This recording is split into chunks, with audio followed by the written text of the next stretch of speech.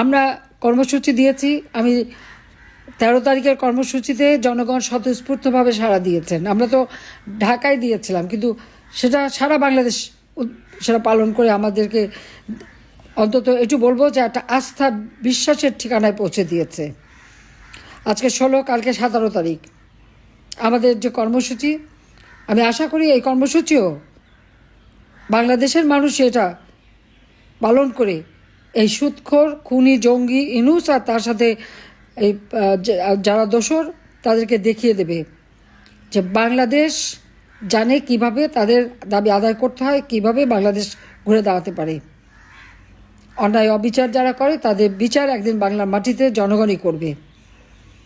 কাজে আমি সবাইকে বলবো যে কোনো ঘাবড়ানোর কিছু নেই, বেঁচে তো আছি, বেঁচে থাকবো, দেশের মানুষের কল্যাণ আবার করব, আর এই অপরাধীদের বিচার ইনশাল্লাহ বাংলার মাটিতেই করব। আওয়ামী লীগকে রাজনীতি করতে দেবে না, আওয়ামী লীগকে নিষিদ্ধ ঘোষণা করে, আওয়ামী লীগকে নির্বাচন করতে দেবে না, আওয়ামী লীগের নেতা কর্মীদের উপর জুলুম করে এই দলটাকে শেষ করতে চায়। কিন্তু এটা এত সোজা না। মাটি ও মানুষের থেকে গড়ে উঠেছে এই আওয়ামী লীগ, কোনো অবৈধভাবে ক্ষমতা দখলকারীর পকেট থেকে গড়ে ওঠা না। এই জন্য আওয়ামী লীগের ভিত্তিটা অনেক শক্ত, শিকড় অনেক দূরে প্রথিত। এটা উপড়ে ফেলা তো সহজ নয়।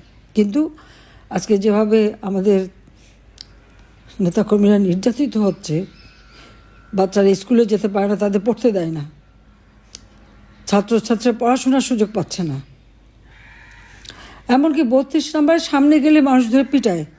আপনারা কয়েকদিন আগে দেখেছেন সালমা বেগম, একজন ভদ্র মহিলা গেছেন, তাকে সেই এনসিপির এক নেত্রী, ওই মহিলা কিভাবে ভদ্রমহিলাকে পিটাচ্ছে। যারা ঠেকাতে যাচ্ছে ওখানে কিছু লোক ছিল, তারা আবার ঠেকাতে দেবে না। এরা কী ধরনের আচরণ করে? বাবা মা কী শিক্ষা দিয়েছে? এরা কী লেখাপড়া শিখেছে? মেয়েটা নাকি আবার নার্স। তো নার্স মানুষের সেবা করে, নার্স এইভাবে কোনো মানুষকে পিটাতে পারে, এটা তো ভাবাও যায় না। আমি সবাইকে একটা অনুরোধ করব, যারা এখানে শুনছেন, ওই মহিলাটাকে খুঁজে বের করেন তো, যে এরকম একজন ভদ্র মহিলাকে সে প্রকাশ্যে পিটালো কেন 32 নম্বরে গেছে সেই জন্য। এরা চরম অসভ্য, জঙ্গলি। এরা কি শিখেছে? এদের মধ্যে নারীত্ব বলে, মাতৃত্ব বলে বা বোনের কিচ্ছু নেই এদের মধ্যে। এরা যে কী জিনিস আমি সেটা জানি না। আর্থসামাজিকভাবে উন্নতি করে দিয়েছি, কিন্তু আমরা এই না যে এই ধরনের আচরণ করবে, একটা অভদ্র আচরণ করবে, এরকম জঙ্গির মতো আচরণ করবে। লাখো শহীদের রক্তের বিনিময়ে স্বাধীনতা আমরা পেয়েছি। হ্যাঁ, আজকে আমি জানি আমার বিরুদ্ধে মামলা দিয়েছে। আপনারা জানেন যে সেই কোর্টে চিফ প্রসিকিউটর আমার বিরুদ্ধে যে সমস্ত অভিযোগ এনেছে, তা সবই তো মিথ্যা। একটা কোর্টে দাঁড়িয়ে কেউ যদি মিথ্যা অভিযোগ দেয়, তা তার বিরুদ্ধে কিন্তু মামলা হয় এবং একসময় হবে। তবে এই কোর্টটাও তো অবৈধ, কারণ 1973 সালে পার্লামেন্টে আইন পাশ করে যুদ্ধ অপরাধীদের বিচারের জন্য এটা করা হয়েছিল। এখানে কিন্তু স্পষ্ট লেখা আছে যুদ্ধ অপরাধীদের বিচার হবে, এবং এই আইনের 11(4) অনুচ্ছেদে স্পষ্ট বলাই আছে কিভাবে এই কোর্ট গঠিত হবে, চিফ প্রসিকিউটর থেকে শুরু করে কারা কী হবে, সব কিন্তু নির্দেশিকা দেওয়া আছে। কিন্তু এরা কিছুই মানেনি। ইউনূস অবৈধভাবে অসাংবিধানিকভাবে ক্ষমতা দখল করেছে। আমাদের সংবিধানের 7 খ অনুচ্ছেদে স্পষ্ট লেখা আছে যে নির্বাচিত প্রতিনিধিদের কেউ যদি জোর করে ক্ষমতা থেকে সরায় তাহলে তাদের শাস্তি হবে। কিন্তু ইউনূস তো তাই করেছে। তার মেটিকুলাস ডিজাইনের মাধ্যমে সেটা আমাকে ক্ষমতা থেকে হটিয়েছে। বিল ক্লিন্টন ফাউন্ডেশনের মিটিংয়ে সে সেটা নিজেই স্বীকার করেছে, মাস্টার মাইন্ডেরা সব করেছে। এটা ছাত্র জনতা তেমন কেউ ছিল না, নেতৃত্ব ছিল না, কথাটা ঠিক, কোনো নেতৃত্ব ছিল না। কারণ ছাত্ররা যখন সব দাবি, তাদের সব দাবি আমরা মেনে নিলাম, মেনে নেওয়ার পরে হঠাৎ শুনি 9 দফা দাবি। সেটাও বললাম যে ঠিক আছে, সেটাও আমরা বিবেচনা করব। তারপরে 1 দফা। তার মানে কী দাঁড়াচ্ছে? দেশে একটা অরাজকতা পরিস্থিতি, আর্থসামাজিক উন্নয়নটাকে ধ্বংস করে দেওয়া এবং দেশটাকে ধ্বংসের দিকে নিয়ে যাওয়া, সেটাই নিয়ে যাচ্ছে। আর যত হত্যা মামলা সব আওয়ামী লীগের বিরুদ্ধে, কিন্তু খুন করেছে তো ইউনূস এবং তার ওই বাহিনী, জামাত, শিবির, বিএনপি, এনসিপি এরা মিলেই তো হত্যা করেছে, এটা তো স্পষ্ট, এবং তারা সেটা নিজেরা স্বীকার করেছে। যেখানে এনসিপির নেতারাই স্বীকার করছে যে পুলিশ হত্যা করেছে, মেট্রো রেলে আগুন দিয়েছে, বিটিভিতে আগুন দিয়েছে, সড়ক ভবনে আগুন দিয়েছে, সেখানে চিফ প্রসিকিউটর করে দাঁড়িয়ে বলে সব অগ্নিসন্ত্রাস সব কিছু নাকি আমি করিয়েছি। কারণ এগুলি তো রেকর্ডেড। তবে সাক্ষীরা কি বলেছে সেটা কিন্তু সরাসরি শোনায় নাই, কারণ সাক্ষীটা বোধহয় তাদের এত শেখানো পড়ানোর পরেও মন মতো হয় নাই। আবু সাইদের বাবা নিজেই বলে দিয়েছেন যে তার ছেলের মাথার পিছনে গুলি লেগেছে, কিন্তু সারা বিশ্ব জানে আবু সাইদ বুক পেতে দিয়ে গুলি নিয়েছে, কিন্তু সেখানে পুলিশ কোনো মেটাল বুলেট ব্যবহার করেনি, রাবার বুলেট ব্যবহার করেছে। কিন্তু তার পোস্টমর্টমে আছে তার শরীরের ভিতরে যে সমস্ত আঘাতের চিহ্ন, একটা গুলি খাওয়া মানুষের শরীরে তো ওই আঘাত হয় না কখনো। তারপরে নাড়িভুড়িও ছিঁড়ে যাবে না, লাংসেও আঘাত, রক্ত জমা বা পানি জমবে না, বা তার নাক দিয়ে পানি রক্ত বেরোবে না। পোস্টমর্টমটা খুব ভালোভাবে যদি কেউ দেখেন দেখবেন সেখানে কী আছে। অথচ এই অপবাদগুলি তারা দিয়ে যাচ্ছে সারা বিশ্বব্যাপী। মানবতা বিরোধী নাকি কাজ করেছে। আমি যেখানে 10 লক্ষ রোহিঙ্গাকে স্থান দিলাম, তারা নির্যাতিত ছিল, 71 সালের কথা মনে করেই তাদেরকে আমি এখানে স্থান দিলাম। এর থেকে মানবতার কাজ আর কী হতে পারে? 2024 সালের 15ই জুলাই থেকে যারা একের পর এক পুলিশ হত্যা, আওয়ামী লীগ নেতাকর্মী, যুবলীগ তাদেরকে হত্যা করে পা বেঁধে ঝুলানো, আইনজীবী, সাংবাদিক, সাংস্কৃতিক কর্মীদের হত্যা করেছে, এবং একের পর এক সরকারি প্রতিষ্ঠান জ্বালিয়ে পুড়িয়ে ছারখার করেছে, তাদেরকে দিয়েছে দায় মুক্তি। ইউনূস দায় মুক্তি দিয়ে এ সমস্ত ধ্বংসাত্মক কাজ এবং যতগুলি হত্যাকাণ্ড ঘটেছে তার দায় কিন্তু নিজে নিয়ে নিয়েছে। দায় মুক্তি কেন? কারণ তারা দায় অপরাধ করেছে, তাদেরকে মুক্তি দিয়েছে, তাদের বিরুদ্ধে মামলা করা যাবে না। যারা আপনজন হারিয়েছে তারা কোনো দিন ন্যায় বিচার পাবে না। যাদের ঘর বাড়ি ধ্বংস করেছে, ব্যবসা প্রতিষ্ঠান ধ্বংস করেছে, পুড়িয়ে পুড়িয়ে মানুষ মেরেছে, 460টা থানা লুট করেছে এবং আগুন দিয়ে পুড়িয়েছে, পুলিশ হত্যা করেছে, অন্তঃসত্ত্বা পুলিশ কনস্টেবল হত্যা করেছে, তারা কোনো দিন তাদের পরিবার বিচার পাবে না। বিচারের পথ বন্ধ করে দিয়েছে। এটা কোন মানবিকতা? আমার প্রশ্ন, কোন মানবিকতা? আমরা তো কখনো কাউকে এরকম দায় মুক্তি দেইনি বা আমরা প্রতিশোধ নিতে চাইনি। বাংলাদেশে আইনের শাসন প্রতিষ্ঠা করেছিলাম, ন্যায় বিচার প্রতিষ্ঠা করেছিলাম।